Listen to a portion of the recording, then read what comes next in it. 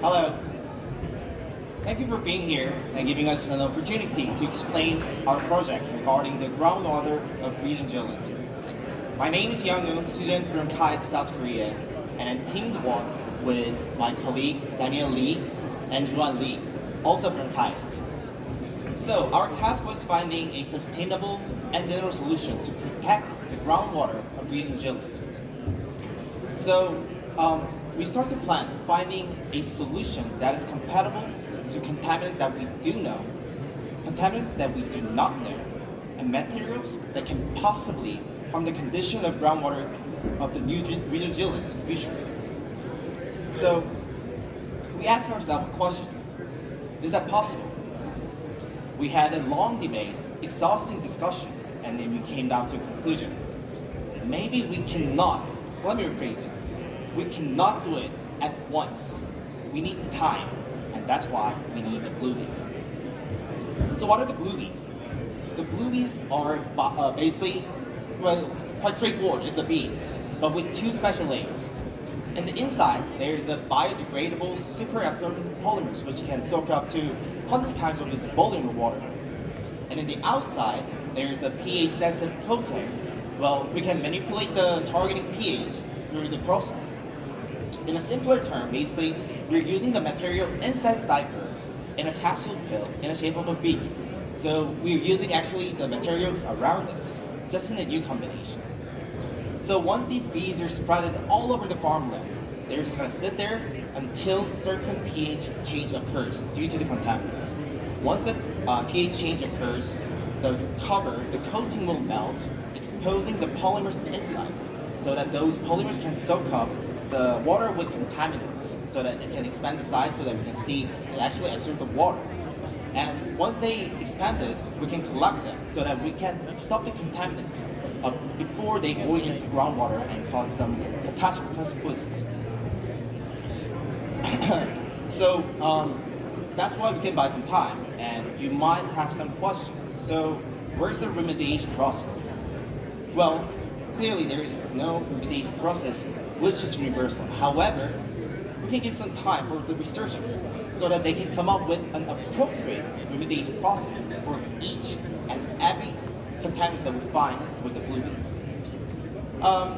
We're still on the conceptual stage, so maybe we do not have a clear remediation process.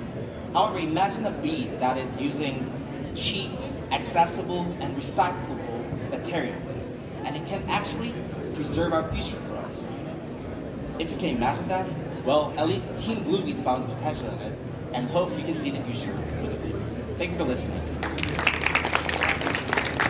Thank you very much, and on-time pitch, fantastic. Now we have time for a few questions or reflections from the panel here. Very interesting presentation, clearly making us think out of the box. In your thoughts, how long do you think it will take the beads to be out, to capture whatever contaminant that's there? Is there like at least a timeline in your mind? Will it be 1 week, 1 month, 1 year, 6 years? What's the timeline? So we planned the timeline to be a year, so we just set the same timeline with the agriculture process, so that every time when they seed it, they can actually put the blue beads around it, and when they cultivate it, take the farmer crops out of it, then we can collect the beads because that's actually tangible, and they actually stop to the root when they are released from the shell.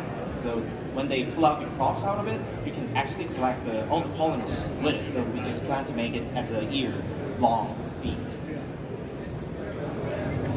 Esther? What happens if the bead gets eaten by an animal? Okay, so as I said, it's a biodegradable polymer inside, and it's basically a capsule pill surrounding it. So it's not really harmful until they absorb the contaminants. So it's fine if they are not melted yet, but if they are melted, but it's really sizable, so you can see it. So we do need some system to collect them before the animals eat it, but as long as the capsule pill, the pH coating is alive, then it's safe. So yeah. Maybe something to Yes. Klaus? Thank you. Who's your main customer? What's the main customer? So the main customer, well, superficially, is going to be the farmer of the Region Jilin, but we're focusing on the data collected from them. So the data is valuable and it's going to help to come up with some policies regarding all the agricultural activities and other stuff happening in the region of Jilin. And I think that's the value of our project, and hope that can be used in many other places. And that's the main customer. Like the municipal is the main customer actually. Right. Any final questions or remarks? No? Otherwise, please give a very big hand to the Blue Beats.